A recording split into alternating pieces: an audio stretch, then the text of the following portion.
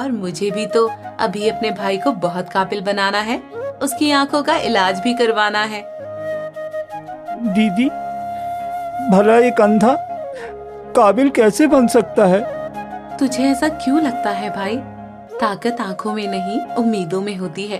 अभी भले ही हमारे बुरे दिन बीत रहे हों, लेकिन देखना वो दिन दूर नहीं जब हमारे अच्छे दिन आएंगे। दीदी, आपकी यही बातें तो मुझे उम्मीद देती है। आप बहुत अच्छी हो दीदी। रामनगर गांव में राधा और उसका एक अंधा भाई रोहन रहा करते थे। दोनों अनाथ थे क्योंकि उनके माँ बाप कुछ सालों पहले ही दुनिया छोड़कर चले गए थे। रोहन, ये क्या कर रहा है तू? और इस बक्से में क्या तलाश रहा है? दीदी, ये बांसुरी याद है ना आपको? माँ ने मुझे ये बांसुरी मेरे जन्मदिन पर उपहार दी थी। हाँ हाँ, मुझे अच्छे से याद है। पर तू आज इस बांसुरी को लेकर क्या कर रहा है? दीदी, काश माँ और पिताजी हमारे साथ होते तो दुनिया हमें इतना कमजोर ना समझती।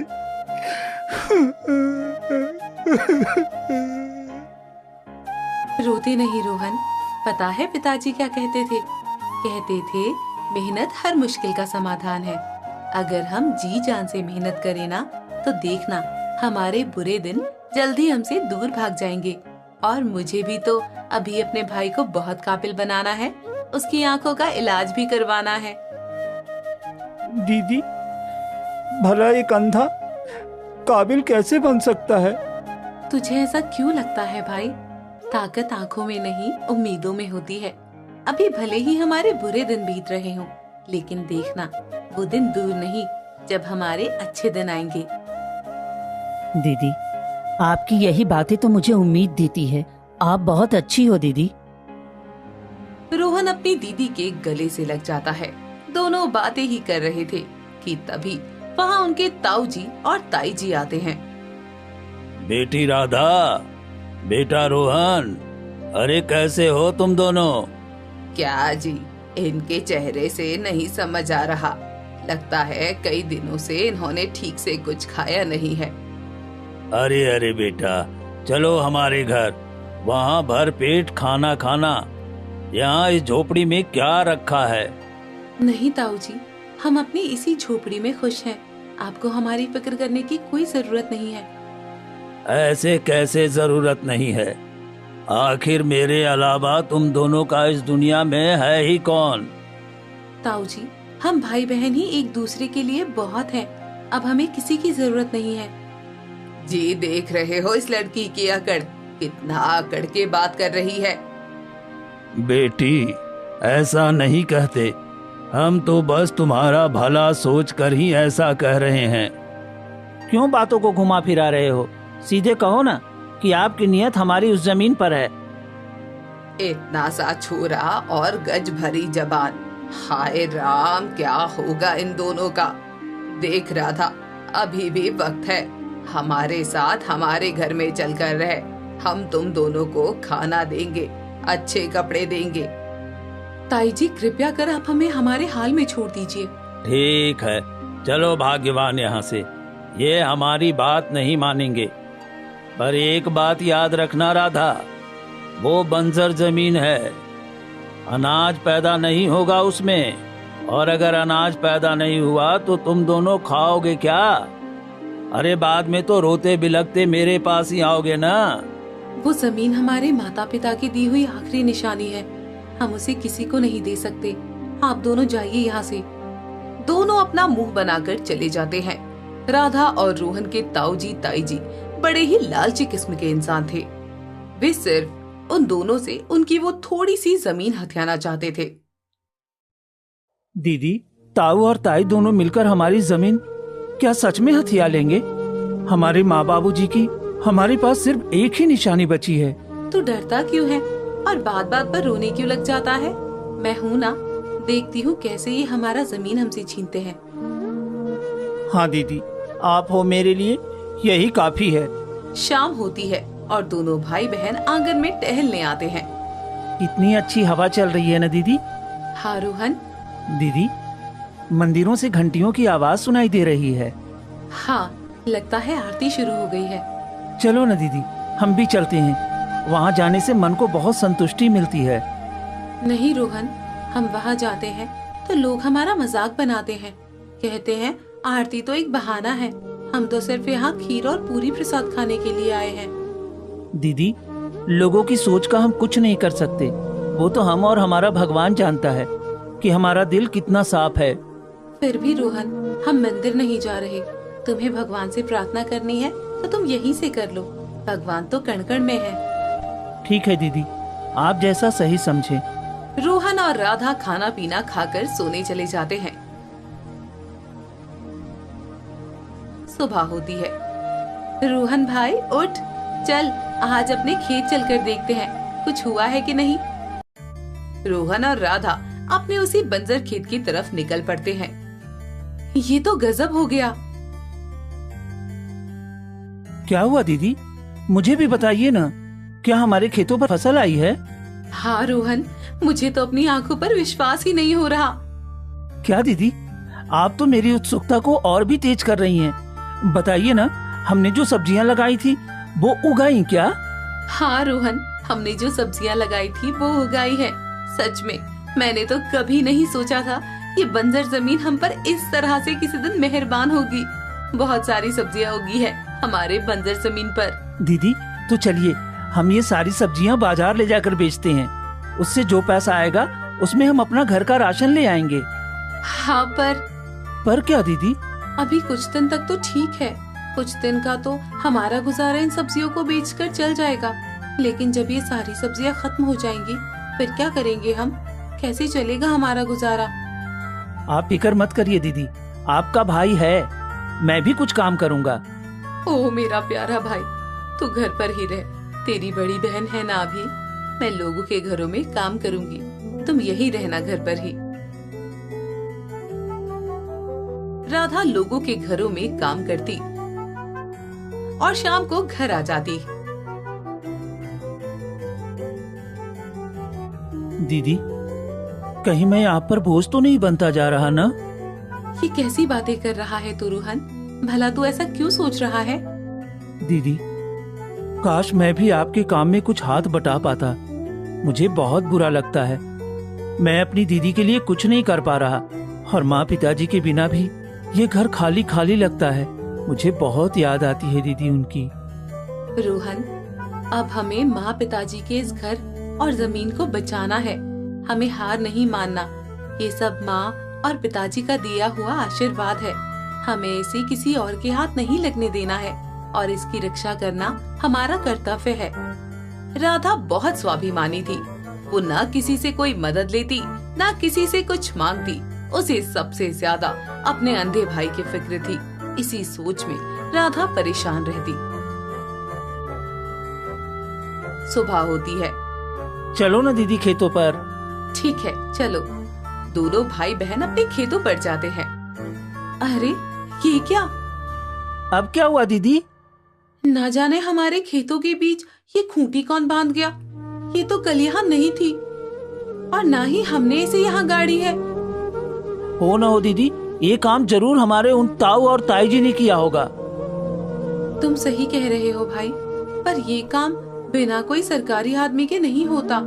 जरूर हमारे ताऊ और ताई की ये कोई गहरी चाल है।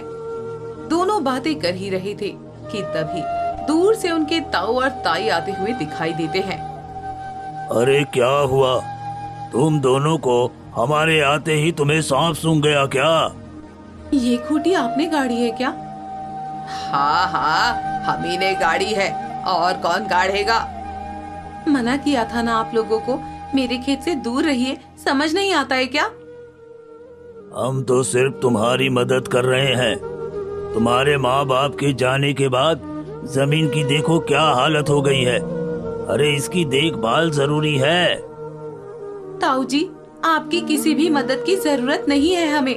ये हमारे माता पिता की इकलौती निशानी है। हम खुद इसकी देखभाल अच्छे से कर लेंगे। आप जाइए यहाँ से। बेटी, तुम लोगों से शायद तुम्हारे माता पिता बताना भूल गए। क्या? यही कि ये जमीन तुम्हारे दादाजी ने अपने दोनों बेटों यानी तुम्हारे पिताजी और तुम्हारे ताऊजी में बराबर बराबर बांटी थी। इतने सालों से तो हम साथ ही थे, लेकिन अब तुम हमसे इतनी नाराज क्यों हो? हम तुम्हारे दुश्मन थोड़े ही हैं। ताई जी, हमने कब कहा कि आप हमारे दुश्मन हो? लेकिन आपने जरूर हमें अपना कुछ नहीं माना। तभी तो जब माँ और पिताजी इस दुनिया से गए तो आप लोगों ने हमें दर दर की ठोकर खाने के लिए कहीं छोड़ दिया ताकि आप हमारी जमीन हथिया सके। हाँ हाँ ताऊ ताई, आप दोनों बहुत लालची हो। अरे बस बस, बहुत हुआ। और जितनी जुबान है ना उतना बोला कर। तू मेरा बाप नहीं है, समझा? बड़ों से कैसी बात करनी है, कोई लज्जा ही नहीं है। हाँ, मुझे तो आप दोनों को ताऊ और ताई कहने पर भी शर्म आती है। जाइए, निकल जाइए हमारे खेतों पर से और दोबारा यहाँ आइएगा मत। हम डरते नहीं हैं आप लोगों से। उस खेत पर आपका कोई हक नहीं है। अरे वो तो कानून ही बताएगा कि इस खेत पर किसका कितना हक है। सारे दस्तावेज आएंगे ना, तब कहना कुछ। ऐसा कहकर वो लोग वहाँ से चले जाते हैं। दीदी, क्या सच में वे लोग हमारे इस खेत को हमसे छीन लेंगे? ये लोग बहुत गिरे हुए लोग हैं रोहन। हो सकता है ये लोग हमारी जमीन के कोई नकली कागज बनवा ले। लालच इनकी रग रग में बसा हुआ है। दीदी, अब हमें किसी पर भरोसा नहीं करना चाहिए। तुम सही कह रहे हो भाई। चलो, हमें अभी सरपंच जी के पास जाकर उनसे बात करनी होगी। राधा अपने अंधे भाई का हाथ पकड़कर सरपंच जी के पास पहुंचती है, लेकिन वहाँ पहले से ही राधा के ताऊ और ताई बैठे हुए थे। सरपंच जी, हम आपके पास न्याय लेने आए हैं। आप हमारे साथ न्याय करिए। हाँ हाँ, कहो क्या बात है? सरपंच जी, आपको तो पता है ना, जब हमारे माँ बाप इस दुनिया से गए हैं, लोगों ने हमें कमजोर समझ लिया है और हमारे ताऊ और ताई जी ने तो पटवारी के साथ मिलकर हमारी जमीन के नकली कागजात बनवा रहे हैं। सरपंच जी, ये हमसे हमारी जमीन हड़पना चाहते हैं। ये मैं क्या सुन रहा हूँ? क्या ये दोनों सच कह रही है? अगर ये सच है तो ये बहुत बुरा है। नहीं नहीं सरपंच जी, ये झूठ बोल रही हैं। ये तो अभी बच्चे हैं, इन्हें क्या पता इस जमीन के बारे में। इसके बारे में तो मुझे और इसके पिता को ही पता था। अब ये बच्चे उस जमीन की देख रेख भला कैसे कर पाएंगे? मुझे ही तो उनकी देख रेख करनी होगी ना। बस बस, अब मुझे कुछ नहीं सुनना। इसका न्याय हम कल यहीं और इसी जगह पर करेंगे, और जिसका जो हक है उसे वो मिलकर ही रहेगा। सरपंच ऐसा कहकर पंचायत पर कल तक के लिए विराम लगा देते हैं। दीदी, क्या कल का न्याय हमारे पक्ष में होगा? आपको क्या लगता है, गांव वाले हमारा साथ देंगे कि नहीं? रोहन, क्या किसी ने उस वक्त हमारा साथ दिया था जब हम अकेले थे? नहीं ना, हम किसी पर विश्वास नहीं कर सकते। अब ये हमारी लड़ाई है, हमें खुद ही लड़नी होगी। रात हो चली थी। रोहन अपनी बहन से दुबक कर सो रहा था, लेकिन उसे और उसकी बहन को अंदर ही अंदर चिंता खाई जा रही थी, जिसके कारण उन दोनों को नींद नहीं आ रही थी। दीदी, लगता ही नहीं है कि माँ और बाबूजी इस दुनिया में अब नहीं रहे। कभी कभी लगता है पिताजी अभी आएंगे और मुझे गले से लगाकर कहेंगे, मेरा प्यारा बेटा। हाँ भाई, मुझे भी उनकी कमी खटकती है, लेकिन तू फिक्र मत कर। तेरी बहन है ना, मैं जिंदगी में कभी तेरा साथ नहीं छोड़ूंगी। नहीं दीदी, इस अंधे के लिए आप अपनी जिंदगी खराब मत करो। ऐसा क्यों कहता है तू? जब तक तेरी आंखों का इलाज ना करवा लूं, तब तक मैं तेरा साथ नहीं छोड़ने वाली। इतना सुन, रोहन की आंखों में आंसू आ जाते हैं।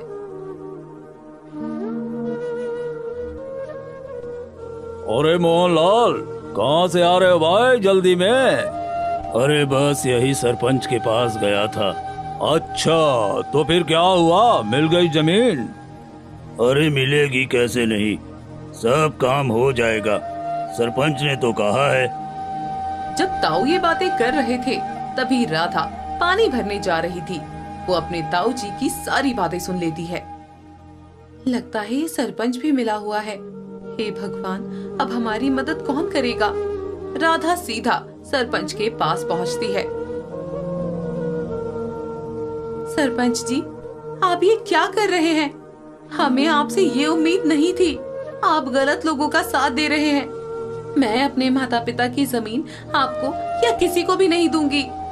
ताऊ और ताई आते हैं। सरपंच जी, ये लड़की झूठी है। हमने इसका साथ हर मौके पर दिया। अब ये हमें बदनाम कर रही है। राधा बिटिया, तुम सभी सगे संबंधी होकर इतना विवाद कर रहे हो। और वैसे भी जब तक सरकारी कागजात जिसके पास होंगे, जमीन उसी को मिलेगी। कहने से कुछ नहीं होगा। सरपंच जी, आप इनकी बातों में मत आइए। मेरे ताऊ जी झूठे हैं और आप जरा पूछिए इनसे कि इनके पास कोई सबूत है। इस जमीन में आधी हिस्सेदारी इनकी भी है। सरपंच पूछता है, लेकिन मोहनलाल कोई जवाब नहीं देता। मोहनलाल, जाओ यहाँ से। अब फैसला पंचायत के सामने ही होगा। राधा भी अपने घर आ जाती है। दीदी, क्या कहा सरपंच जी ने? उन लोगों का कोई भरोसा नहीं है भाई। ये लोग बड़े लालची हैं।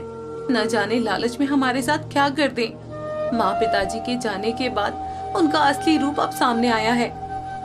दीदी, आप फिक्र मत करिए, सो जाइए। सुबह होती है। दीदी, चलिए ना, आज फिर हम अपने खेतों पर चलते हैं, वही बची हुई सब्जियां लाने।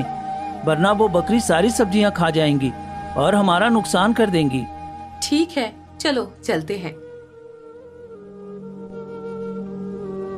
अरे कहाँ जा रहे हो तुम दोनों? ओह, लगता है आखिरी बार खेत देखने जा रहे हो।